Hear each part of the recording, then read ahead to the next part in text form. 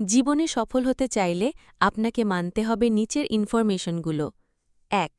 জীবনে সফল হতে চাইলে দুটি জিনিস প্রয়োজন, জেদ আর আত্মবিশ্বাস। ২.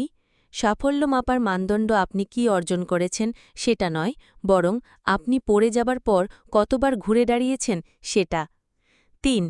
পরাজয়ের ভয় পরাজয়েরও চেয়েও মারাত্মক। ৪. সাফল্য হল ৯৫% কঠোর পরিশ্রম, ৪% অনুপ্রেরণা আর ১% ভাগ্যের যোগফল। ৫. পরাজিতরা যা যা পারে তার উপর গুরুত্ব দেয়, অন্যদিকে বিজয়ীরা জয়ী হতে গেলে কি করতে হবে সেটার উপর গুরুত্ব দেয়। ৬. এন্ড মানে সবকিছু শেষ নয়। এন্ড শব্দের অর্থ হচ্ছে এফোর্টস নেভার ডাই, অর্থাৎ প্রচেষ্টার মৃত্যু নেই। ৭. একটা পরাজয় আরও পরাজয়ের জন্ম দেয়। প্রত্যেকটি পরাজয়ের পর মানুষ তার আত্মমূল্য হারিয়ে ফেলে, যেটা তার পরবর্তী হারের কারণ। ৮. পরাজিতরা কোনো কিছু ঘটার অপেক্ষায় থাকে, তারা কখনোই কোনো কিছু ঘটাতে পারে না। ৯. যে সবকিছু তৈরি অবস্থায় পেতে চায় সে জীবনে কিচ্ছু করতে পারে না। ১০.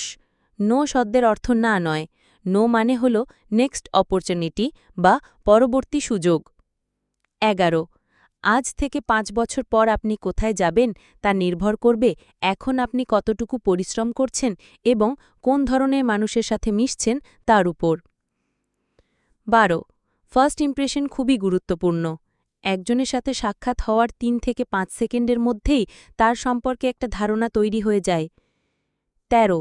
সম্পর্ক তৈরি করা একটি প্রক্রিয়া বা প্রচেষ্টার ফলাফল, কোনো আকস্মিক ঘটনা নয়। ১৪. আপনার ঘৃণাকারীরা আপনার সবচেয়ে বড় বিজ্ঞাপনদাতা, তাদেরকে সেই অনুযায়ী ব্যবহার করুন। ১৫. মানুষের ইচ্ছাশক্তি তার ভাগ্যকে নিয়ন্ত্রণ করে। ১৬. ধারাবাহিক প্রচেষ্টা এবং অনুশীলন ছাড়া আপনার প্রতিভা মূল্যহীন। ১৭. গুরুত্বপূর্ণ সিদ্ধান্ত নেবার সময় যে আবেগকে কম মস্তিষ্ককে বেশি প্রাধান্য দেয় সে জীবনে সফল হয়। ১৮. আপনি কখনোই জানেন না যে আপনি স্বপ্ন পূরণের কতটা কাছাকাছি আছেন, তাই কখনোই লক্ষ্যের পিছু ধাওয়া করা বন্ধ করবেন না। ১৯. রাগ আপনার ১ নম্বর শত্রু, এটাকে আসতে দিন, যেতে দিন, কিন্তু আপনাকে নিয়ন্ত্রণ করতে দেবেন না। ২০. প্রতিদিন কিছুটা সময় গুরুজনদের সাথে কাটান, গুগলে জীবনের সব প্রশ্নের উত্তর খুঁজে পাবেন না। ২১. আপনি সফল না হলে কেউই আপনার ব্যর্থতার গল্প শুনবে না। ২২. আপনার জীবন কতটা কঠিন তা কেউ ভাবে না। ২৩. আপনি সবাইকে খুশি করতে পারবেন না এবং যদি আপনি সেই চেষ্টা করেন তবে আপনি আপনার নিজস্বতাকে হারাবেন। ২৪. আপনার উপকারের কথা মানুষ বেশিদিন মনে রাখবে না, কার কাছে আপনি কতটুকু প্রায়োরিটি পাবেন সেটা নির্ভর করবে কার জন্য কতদিন কিছু একটা করার সামর্থ্য আপনার আছে তার উপর। ২৫.